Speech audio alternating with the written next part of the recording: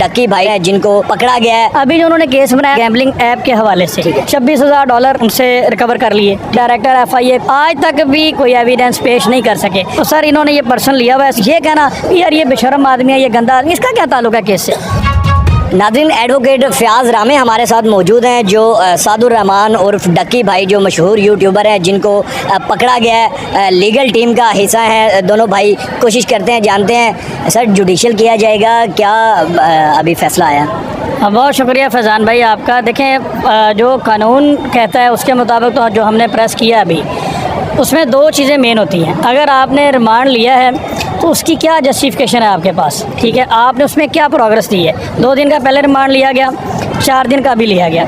तो उसमें उन्होंने अभी मेरी डक्की भाई से कोर्ट में बात भी, उसने बताया कि मुझसे उन्होंने सारे मेरे पासवर्ड वगैरह, जीमेल वगैरह पहले ही ले लिया था और ये सारा का सारा इलेक्ट्रॉनिक फ्रॉड के ऊपर बेस करता है। अगर इनकी स्टोरी को मान भी लिया जाए तो उसके बाद अब कोई फर्दर रिकवरी वाली चीज़ रहती नहीं है, ठीक है।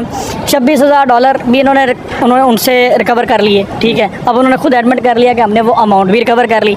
अब तो कोई ऐसी चीज़ रह नहीं गई जिसके लिए कोई फर्दर रिमांड चाहिए। मतलब अगर उन्होंने डॉलर्स ले लिए हैं FIA जिस तरह आप कह रहे हैं साइबर क्राइम एजेंसी ने, तो इसका मतलब ये है कि डक्की भाई गिल्टी हैं अगर उन्होंने $25,000 वापस किए हैं तो? देखें वो कहते हैं वो मेरा उससे नहीं, वो मेरा ज़ाती पैसा है, ठीक है। ये डिपेंडिंग उन्होंने खुद एडमिट कर लिया कि हमने पैसों के हवाले से भी रिकवरी कर ली है, डिजिटल एविडेंस जो थे वो भी हमने रिकवर कर लिए और फर्दर कोई जस्टिफिकेशन नहीं है आया जिसमें वो अपना मकान शो करते हैं जी मेरा एक ड्रीम हाउस है जो मैंने परचेज़ किया है। उसी की गिरफ्तारी के बाद जब डक्की भाई गिरफ्तार होते हैं, जिस प्रॉपर्टी वाले से ख़रीदा जाता है वो प्रॉपर्टी डीलर इंटरव्यू देते हैं हमारे चैनल पर भी और मुख्तलिफ और चैनल्स पर भी, अपनी वीडियो भी बनाते हैं अपने प्लेटफॉर्म पर कि ये 4.5 लाख रुपया माहाना किराए पे ये डिसाइड करके लिया गया कि हम सोशल मीडिया अपने चैनल के कंटेंट के लिए ये रेंट पे ले रहे हैं। अपने दोस्तों को वहाँ पे इनवाइट करके कह रहा होता है कि जी मैंने ये रेंटेड है और उन्होंने ये घर जो उसने रेंट पे लिया 4.5 लाख रुपए में, या मेरे पास ये बेसिकली उसका कॉन्ट्रैक्ट भी है। इस हवाले से क्या कहेंगे कि ये नई जनरेशन को क्या सिखाया जा रहा है? देखें सबसे पहली बात तो ये है कि ये जो घर लिया गया ना, इसका उस केस के साथ कोई ताल्लुक नहीं है। अब उसके पास कितनी प्रॉपर्टी है, कितने घर पाकिस्तान है, कितने आउट ऑफ कंट्री है, इसका इस केस के साथ ताल्लुक नहीं है। अभी जो उन्होंने केस बनाया ना वो उन्होंने बनाया गैम्बलिंग ऐप के हवाले से, वो अभी उनका हवा में लटक रहा है। तो अभी कोई तो पाकिस्तान का बल्कि पूरी दुनिया का ये प्रमोशन ट्रिक यूज़ करते हैं। आप किसी भी मीडिया को देख लें वो तो यही आगे कहेगा कि जनाब ये क्रीम पागल बनाने के लिए इस्तेमाल कर सकते हैं ऐसे ट्रिक, बहुत यूज़ है, आप ये कर लें ये बहुत अच्छी है, आपका जो है चाहे रंग बाद में काला ही हो जाए, ठीक है, लेकिन वो कहते हैं कि ये बड़ा ज़बरदस्त ब्रांड है। कब मुस्तकबिल में आप देख रहे हैं कि सादुर रहमान उर्फ डक्की भाई अपने यूट्यूबर्स जो उनके फॉलोअर्स हैं उनके लिए दोबारा से व्लॉगिंग करते हुए बाहर नजर आएंगे? देखें अगर आज उनको जुडिशल कर दिया जाता है तो कल इनकी बेल हो जाएगी। सारे बेलेबल किस्म के ऑफेंस हैं और सुप्रीम कोर्ट का ये डिसीजन है, जजमेंट है, प्रेसिडेंट है कि जहाँ पे 1 से ज़्यादा ऑफेंसेस होंगे तो लेसर पनिशमेंट वाले जो ऑफेंस है उसको बेल स्टेज पे देखा जाएगा। तो ये सारे बेलेबल ऑफेंस हैं, इनकी बेल हो जाएगी। आज तक भी कंट्री हेड होने के हवाले से डायरेक्टर FIA कोई एविडेंस पेश नहीं कर सके।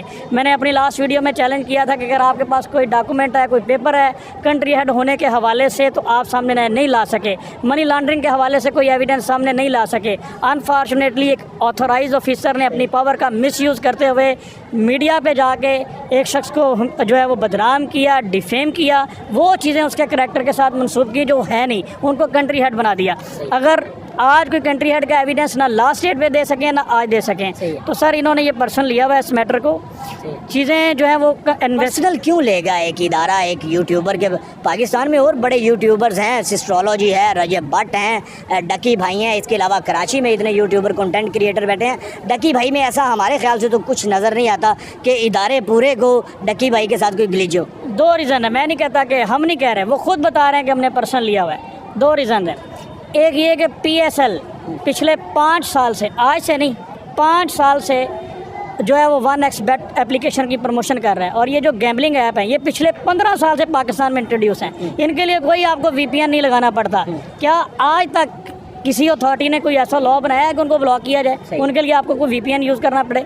आपने अगर रिस्ट्रिक्शन लगानी है उसको बंद करें। जो लोग उसको ऑपरेट कर रहे हैं, एक शख्स को जाके डिस्क्रिमिनेशन करते हुए टारगेट करना और जाके उस पर करना, तो हम इसको पर्सनल कहेंगे। और फिर ये कहना यार ये बेशरम आदमी है, ये गंदा आदमी, इसका क्या ताल्लुक है केस से? इसीलिए आप डायरेक्टर साहब का इंटरव्यू सुने, ये डक्की बेशरम आदमी, इसका क्या ताल्लुक है? ये कौन सा कानून आपको परमिशन देता है कि आप किसी शख्स से बात? फैमिली व्लॉगिंग की वजह से कह रहे होंगे तो उसके लिए आपके पास अथॉरिटी है, आप उसके ऊपर सेक्शन ऐड करें। ये क्या तरीका है? ये आप मीडिया के ऊपर बैठ कहना शुरू कर दें अल्लाह ने आपको इज़्ज़त दी है कि आप ये गंदा आदमी है, ये बेशरम आदमी है।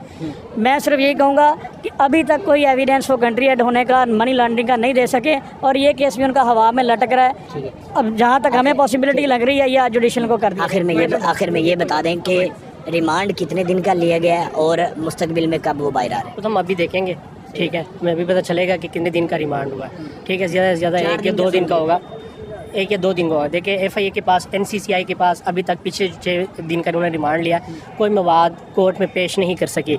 हाई कोर्ट के रूल्स ये कहते हैं कि जो रिमांड आप ले रहे हैं, यानी एजेंसी कोई अगर रिमांड ले रही है तो उसमें उन्होंने एप्लीकेशन में वाज़ेह करना है कि पिछला जो हमने रिमांड लिया था उसमें हमने क्या रिकवरी की।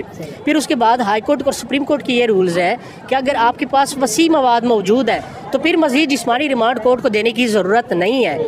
ऐसे मामलात में वकील साहब ने इस चीज़ को बड़ी अच्छी तरह से प्रेजेंट किया और उम्मीद है कोर्ट ने जो है उसको या तो जुडिशल कर दिया होगा या फिर 1-2 दिन का रिमांड, और इंशाल्लाह ये जल्दी वाइंड अप हो जाएगा। डकी भाई हैं ये कोई जादूगर हैं कि वकला की पहले कोई और टीम पेश होती है, उसके बाद कोई और टीम पेश होती है और तीसरी पेशी पे कोई और टीम पेश हो रही है? इसके बारे में थोड़ा सा बता दें। देखिए, ये हर क्लाइंट की सौदीद होती है। क्लाइंट जहाँ से मुतमईन होता है क्लाइंट उधर ही जाता है। क्लाइंट को आप फोर्स नहीं कर सकते कि आप इधर आएँ या उधर जाएँ।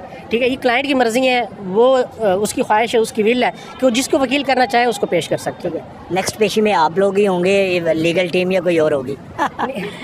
इंशाल्लाह सारे होंगे। ठीक है।